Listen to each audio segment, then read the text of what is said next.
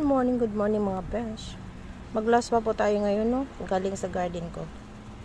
Okra, patola, at may sanib or hindi ko alam kung anong mga pangalan sa inyo nito.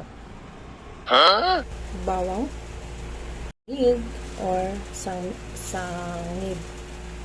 Dahil kumukulo na, ilagay na natin ang okra at ating patola.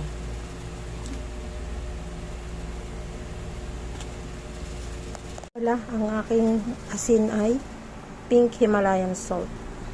Ilagay ang mga gulay.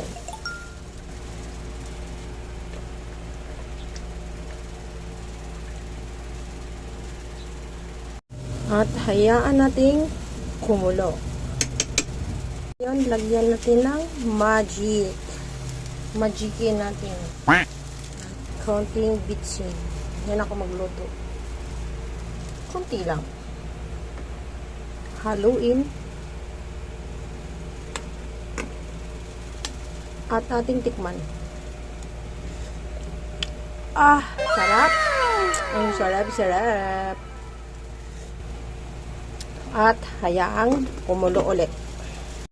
At ito na. Luto na siya. Tikman ulit. Sarap. At atin na patayin para hindi siya ma-overcook. Kaya ready na tayo kumain. Ang ating kanin ngayon ay sinasabawan natin ng katas ng blue turnip. Kaya blue ang ating kanin ngayon. At ito na mga besh. Husgahan na natin ang luto nating laswa. Kain na tayo.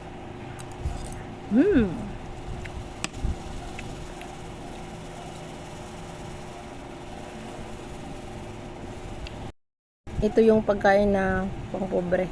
Dito kasi kami na lumaki, pinalaki ng aming mga magulang.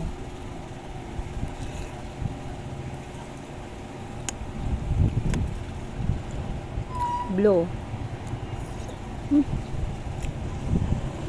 Sarap.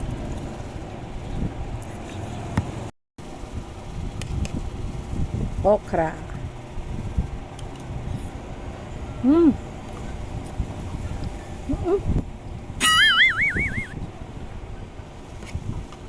Hindi masang init.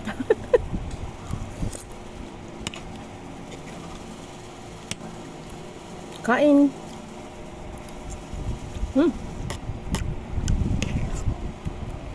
Sarap ng sabaw.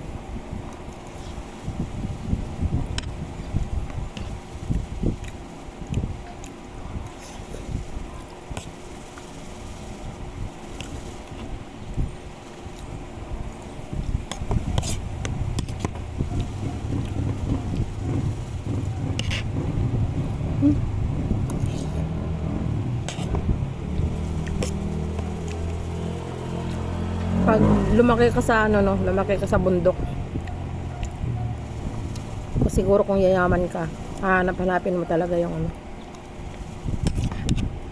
yung mga ganitong pagkain. Kasi ako hinahanap ko to eh. Pwede naman bumili ng masasarap na pagkain, pero mas gusto ko tong mga ganito.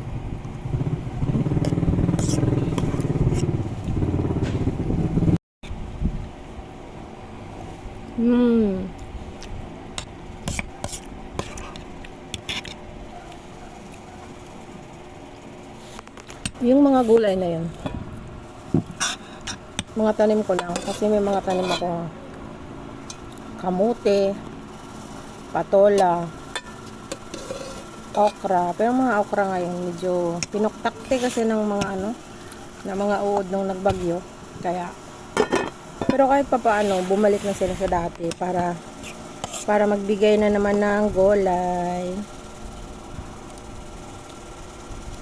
Itong mga patola na to, tanim ko na to. Malabay na din ako nabibigyan nito.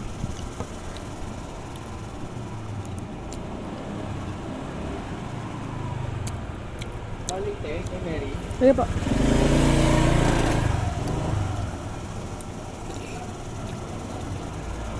Mas lalo na may isda to. Wala kasi akong isda. Minsan binibigyan ako dito ng isda.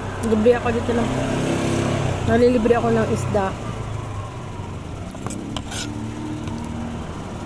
Pinapaksiw ko tapos hindi ko na siya maubos. Hinatian ko yung friend ko, si Maylene.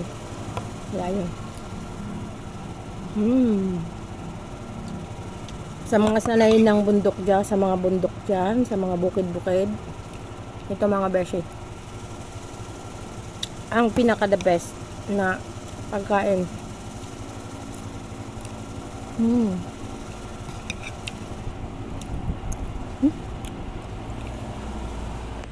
Bye.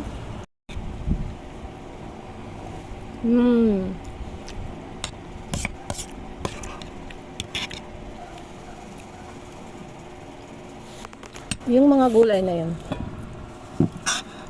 mga tanim ko lang kasi may mga tanim ako kamote, patola, okra. Pero mga okra ngayon medyo pinuktakte kasi ng mga ng mga uod nung nagbagyo. Kaya pero kahit papaano bumalik na sila sa dati para magbigay na naman ng gulay. Itong mga patola na to, tanim ko na to. Malabay na din ako nabibigyan ito.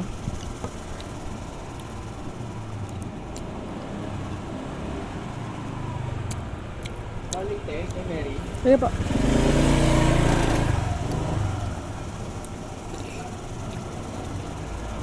Mas lalo na may isda to. Wala kasi akong isda. Minsan binibigyan ako dito ng isda. Libre ako dito ng... Nalilibre ako ng isda. Pinapaksiw ko tapos hindi ko na siya maubos. Hinatian ko yung friend ko, si Maylene. Yan yun. Sa mga sanayin ng bundok dyan, sa mga bundok dyan, sa mga bukid-bukid. Ito mga beshi. Ang pinaka the best na pagkain.